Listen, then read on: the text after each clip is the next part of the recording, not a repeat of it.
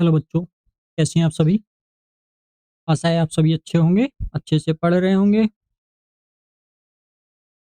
आज की इस वीडियो में हम लोग सतलुज नदी के बारे में अध्ययन करेंगे बच्चों, जो कि सिंधु नदी तंत्र की एक प्रमुख नदी है। तो जो भी बच्चे सेशन पर पहली बार आए हैं, वे सभी बच्चे चैनल को सब्सक्राइब कर बेल आइकन दबा देंगे ताकि आने वाली अगली क्लास का नोटिफिकेशन आप लोगों को मिल सके। स्टार्ट करें आज का सेशन। देखते हैं सतलुज सतलुज नदी के बारे में बच्चों।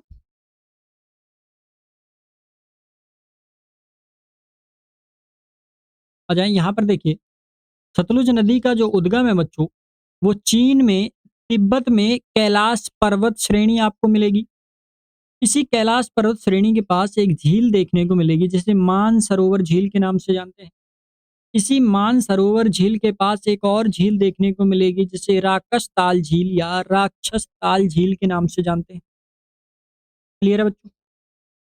इसे आप रख लीजिए, राकस ताल झील या इसे ही राक्षस ताल झील के नाम से भी जानते हैं। क्लियर है बच्चों? कहीं कहीं पर अभी आपको राक्षस ताल देखने को मिलेगा, कहीं कहीं पर आपको राकस ताल देखने को मिलेगा, तो इसे आप याद रखिएगा। तिब्बत में इसे लोंग चेन खबाब के नाम से जानते हैं। क्लियर है? इसे भी याद रखिएगा, ये भी काफी इंपॉर्टेंट है। पूछ सकते हैं आपको कि सतलुज नदी को तिब्बत में किस नाम से जानते हैं, तो तिब्बत में इसे लोंग चेन खबाब के नाम से जानते हैं। वैदिक काल में इसे बच्चों शतुद्री के नाम से जाना गया है और संस्कृत भाषा में इसे शताद्रु कहते हैं। क्लियर है? सतलुज नदी हिमाचल प्रदेश में सिपकीला दर्रे से होते हुए भारत में प्रवेश करती है। यहाँ से क्वेश्चन बहुत बार पूछे गए हैं बच्चों, इसे आप याद रखिएगा कि भारत में सतलुज नदी सिपकीला दर्रा से प्रवेश करती है जो कि हिमाचल प्रदेश में स्थित है। इसे आप याद रखेंगे सभी बच्चे। क्लियर है? आगे देख लीजिए, हिमाचल से प्रवेश करने के बाद बच्चों ये हिमाचल प्रदेश में किन्नौर, शिमला, कुल्लू, मंडी, सोलन और बिलासपुर जिलों से होकर प्रवाहित होती है। हिमाचल प्रदेश में यह 320 किलोमीटर लंबी सीमा बनाती है। हिमाचल प्रदेश में सतलुज नदी 320 किलोमीटर की सीमा बनाते हुए प्रवाहित होती है। इसे भी आप याद रखेंगे। मोस्ट इंपॉर्टेंट क्वेश्चन, यहाँ से क्वेश्चन बहुत बार पूछा गया है बच्चों। पंजाब में देखेंगे तो पंजाब में नैना देवी धार में एक गहरी घाटी बनाती है और फिर पंजाब के मैदानों में प्रवेश कर जाती है। इसकी कुछ सहायक नदियां हैं बच्चों, जिनमें से प्रमुख सहायक नदियां देखें तो स्पीति, बसपा और नोगली हैं।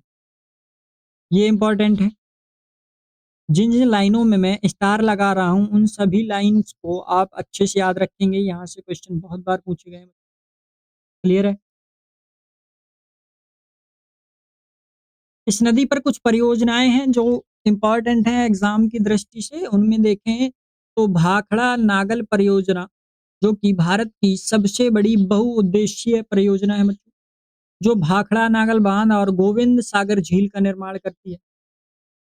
भाखड़ा बांध और गोविंद सागर झील या नागल बांध का निर्माण करती है। दूसरी परियोजना है नाथपा झाकरी परियोजना, जो कि बहुत ही महत्वपूर्ण परियोजना है इस नदी, जो कि हिमाचल प्रदेश में स्थित है और यह 1500 मेगावाट की एक बड़ी जल विद्युत परियोजना है।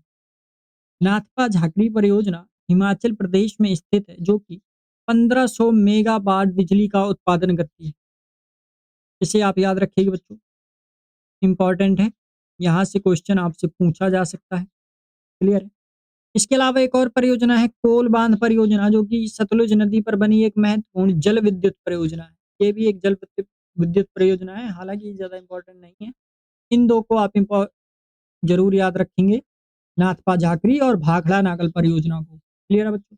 इसकी कुल लंबाई देखें बच्चों, तो कुल लंबाई इसकी 1450 किलोमीटर है। यहाँ से प्रश्न बहुत बार आया है, यहाँ से प्रश्न बहुत बार आए हैं, इसे आप याद रखिएगा। क्लियर है बच्चों? यहाँ पर मैप में देख लीजिए, ये जो एरिया दिख रहा है ये चीन का एरिया है, तिब्बत है ये, तिब्बत का क्षेत्र है। इसी तिब्बत पर यहाँ पर आपको एक झील देखने को मिलेगी बच्चों, जिस झील को हम लोग राकस ताल झील के नाम से जानते हैं। राकस ताल या राक्षस ताल झील के नाम से जानते हैं। इस राक्षस ताल झील से यह नदी निकलते हुए यहाँ पर हिमाचल प्रदेश में शिपकीला दर्रे पर, मैं पेन का कलर चेंज कर लूँ ताकि आपको क्लियर दिखे और आपको सारी चीज़ें स्पष्ट हो सकें। यहाँ पर आप देखेंगे बच्चों, यहाँ पर आपको एक दर्रा देखने को मिलेगा, जिसे हम शिपकीला दर्रा के नाम से जानते हैं। शिपकीला दर्रा, जो कि हिमाचल प्रदेश में स्थित है। इसे याद रखेंगे, क्वेश्चन यहाँ से बहुत बार आया है। इसी शिपकीला दर्रा से प्रवेश करते हुए ये भारत में प्रवेश करती है और आगे चलकर इधर व्यास कुंड से, ये जो आपको दिख रहा है स्थान, ये व्यास कुंड है बच्चों। इस व्यास कुंड से एक नदी निकलती है जिसे व्यास नदी के नाम से जानते हैं, जो कि सतलुज पर पंजाब में हरिके नामक स्थान पर आकर मिलती है। कहाँ पर? हरिके नामक स्थान पर। इसे आप याद रखेंगे। इसी हरिके नामक स्थान पर एक परियोजना बनी बच्चों, एक बांध बना जिसे हरिके बैराज के नाम से जानते हैं।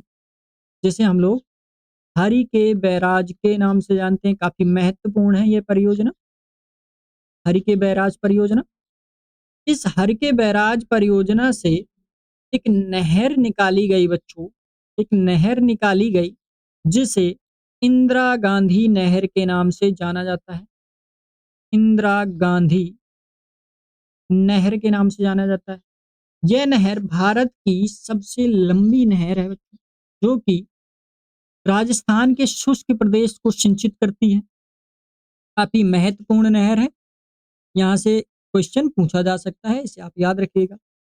आगे चलकर यह नदी सिंधु में मिल जाती है और अंततः सिंधु नदी अरब सागर में जाकर गिरती है।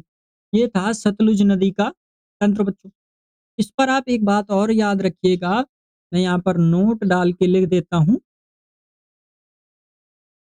कि ब्यास नदी, ब्यास और